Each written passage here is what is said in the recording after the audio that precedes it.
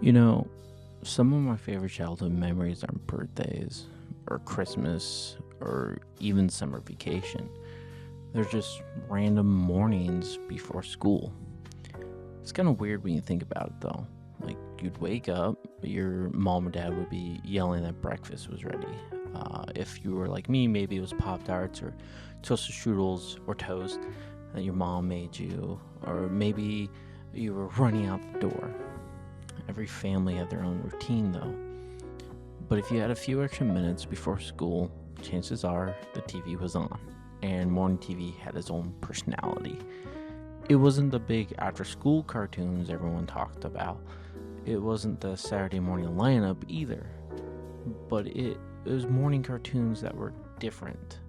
Some were slower, some were quieter, some were honestly kind of strange. But if you watched them every day, that just became part of your routine. I don't think any of us sat there thinking, I'm going to remember this in 20 years. It was just another morning, just another bowl of cereal, or just another cartoon before the bus showed up. But somehow, those are the mornings that stuck with me.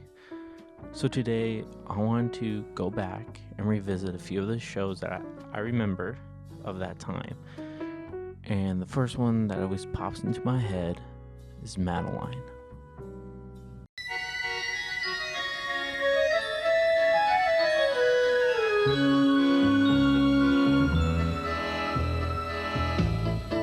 Now, I'm not sure why, but if someone was to come up to me and be like, what's a cartoon that you remember watching in the morning? Madeline would be the first show I think of. It still is. There's just something different about it. Even as a kid, I remember it feeling calmer and almost everything else on TV. Looking back, it was probably the perfect show to watch first thing in the morning. Now, if you ever watched it, Madeline was based on this children's book written by Ludwig, and I'm going to butcher his last name, Belmanins. The book first came out back in 1939, and years later, they turned it into several animated specials before the television series premiered in 1993. That explains a lot, because the whole show feels like somebody opened the book and it just started moving. Like, it looks just like the book. The backgrounds had this soft, painted look. The streets of Paris don't feel like a cartoon set. They actually feel lived in. And I never appreciated that as a kid. But, I'm not sitting there thinking, this is beautiful. I was probably wondering if I had enough time to finish the episode before I had to go to school. It's funny how you notice completely different things when you go back and watch these shows as an adult. Another thing I never realized is the narrator was Christopher Plummer. And his voice has this calming to it. In an old house in Paris that was covered with vines lived 12 little girls in 2 straight lines. I can't imagine somebody else narrating the show. His voice just fits Madeline so well, so warm, so inviting. And it made the show really something nice to listen to. But Madeline herself, if you've never seen it, she's not a superhero. She didn't have magic powers. She wasn't doing out saving the world. She was just fearless. She almost to a fault. If there was something to climb, she climbed it. If there was an adventure to have, she was already halfway into it. And somehow, even when she got herself into trouble, you never worried too much, because the show never felt full chaotic. It felt comforting, and I think that's what I remember. But there wasn't like a specific episode or a joke, but it was just a feeling. And it never tried to overwhelm you. It wasn't loud. It wasn't trying to throw 1,000 jokes at you right away. It just told a good story about this girl. And I think it holds up well today. There's something timeless about it. It trusted the audience enough to slow down. And I think the slower pace is exactly why it fits so naturally into those quiet mornings before school. Now, was Madeline the cartoon everyone was talking about at the playground? No. I don't remember anyone running up to me and saying, "Oh, did you see Madeline?" Because nobody does that. That's just not something somebody did. Some cartoons, though, were very famous enough for everyone to talk about, like SpongeBob and stuff. But I think Madeline's routine of in the morning just really worked. It was definitely one of those shows. It wasn't trying to be the biggest cartoon on TV. It was just trying to, tell a good story. And it was enough. But as calm as Madeline was, not every cartoon had that same amount. Some were a little bit more chaotic. Some had a little bit more to it. And that brings me to my next show. So another show that really takes me back to those mornings were PB&J Otter. And this one was a little different because PB&J Otter wasn't really about going on some huge adventure every episode. It was about those 3 kids and the little world they lived in. You had Peanut, Jelly, and Baby Butters. They lived with their parents, Opal and Ernest, in a houseboat on Lake Hoo-Ha. And pretty much everybody around the lake knew each other. It always kind of reminded me of an HOA without knowing what an HOA was. But that's where the show really is fun, because you had all these different characters that would come in and out of their lives. There was Pinch Raccoon, who was Jelly's best friend, her little brother Scooch, the Baby Butter's friend, and then you had Munchie Beaver, who was one of Peanut's friends, and he had a pretty serious thing for chewing on wood. And then there was Flick the duck. Flick was kind of the tough guy of the group. He had this raspy voice, and whenever something surprised him or annoyed him, he'd get the classic cheese and crackers. Cheese and crackers! Cheese and crackers! Cheese and crackers! Ah, cheese and crackers! Cheese and crackers! Cheese and crackers! Definitely remember Flick. And then there was Ootsies and Bootsies, the snooty twins. These two were spoiled. They were basically every toy you can imagine they definitely got, and they were a pain. But it's funny, even when they were being difficult, they're still part of the group. Everybody knew everybody. That was Lake Hoo-Ha. And I think that's one of the things I forget about the show. It wasn't just PB&J. There were this whole little community around them. You had the kids' parents, Mayor Jeff, the Snooties, the Raccoons, Flick, Munchie. You made the world feel bigger without the show ever needing to make a big deal about it. And the stories were usually pretty simple. One episode had Peanut and Jelly putting together a Mother's Day show for all the moms around Lake Hoo-Ha. Another has Jelly getting otterpox on her birthday. There were episodes of Munchie accidentally eating Pinch's favorite dollhouse, things like that. And you can look through them.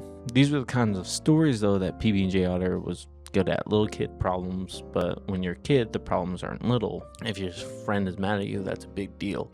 If you lose something you really care about, that's a big deal. And if your birthday isn't going the way you hoped, that's the problem. And this show could take these little situations and make them into an actual story. And then, of course, that was the noodle dance. You can't talk about PB&J Otter without bringing this up.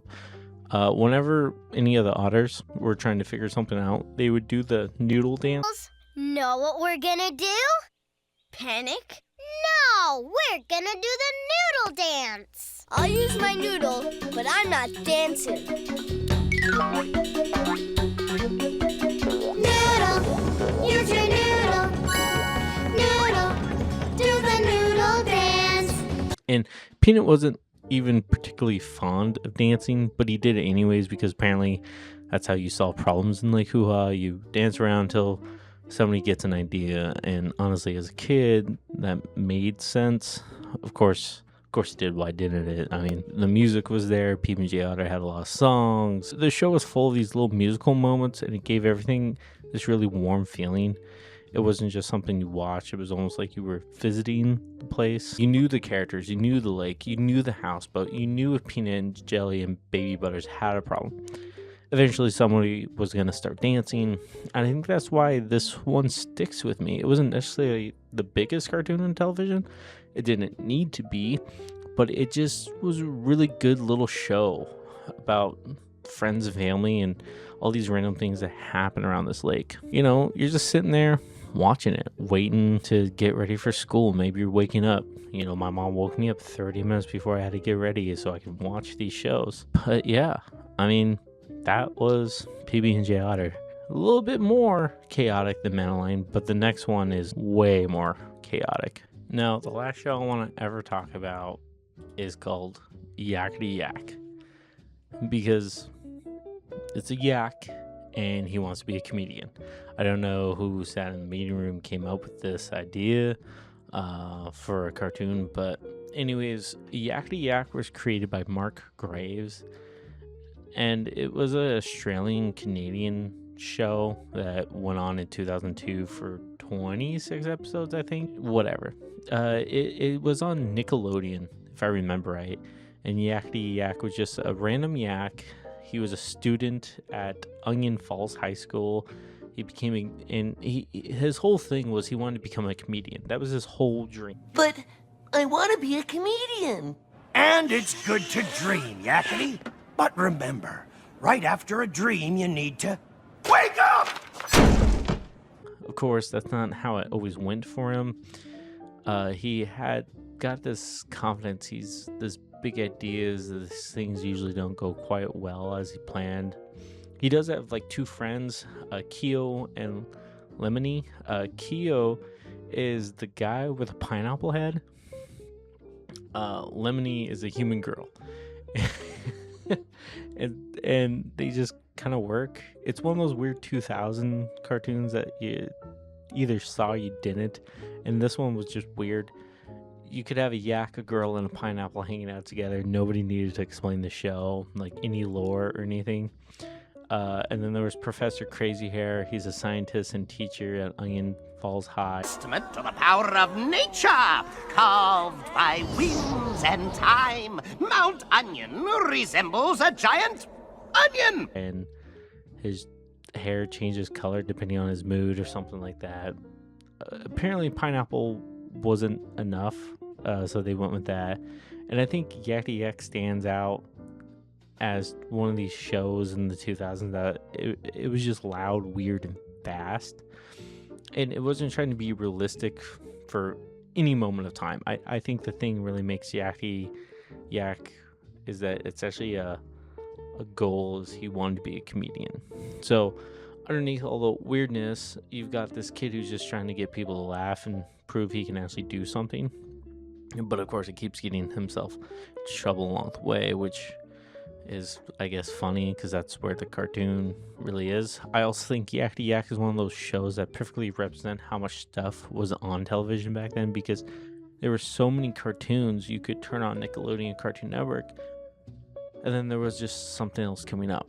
So a show could run for a while, disappear from the lineup, and you wouldn't really think about it. Then years later, someone says, "Hey, do you remember, Yakkity Yak?" Suddenly, you're like, "Oh my god, completely forgot about that." And that's where the show fits into this little before school lineup. It wasn't necessarily the biggest cartoon. It wasn't SpongeBob. It wasn't one of those shows that everybody's talking about at school. It was just one of those strange little shows that was there. And if you happened to catch it before you had to leave, you watched it. And honestly, I think that's what makes the finding of these shows, again, so much fun. Because sometimes you don't even remember an episode. So you just remember seeing the character, you remember the name, or you remember the way it looked, and suddenly, there it is. Yakkity Yak, a talking yak who wanted to be a comedian, and somehow for a little while, that was just another morning cartoon. When you're a kid, you don't really think about making memories. You're just living. You're eating breakfast, watching TV, getting ready for school, and then you're out the door. You don't know that years later you're going to have a theme song and suddenly remember exactly everything that you did that morning. That's the weird thing about memories. You don't always know which moments are going to stick. Sometimes it's the big stuff, And sometimes it's just an ordinary morning before school, and those ordinary moments are the ones we end up missing the most.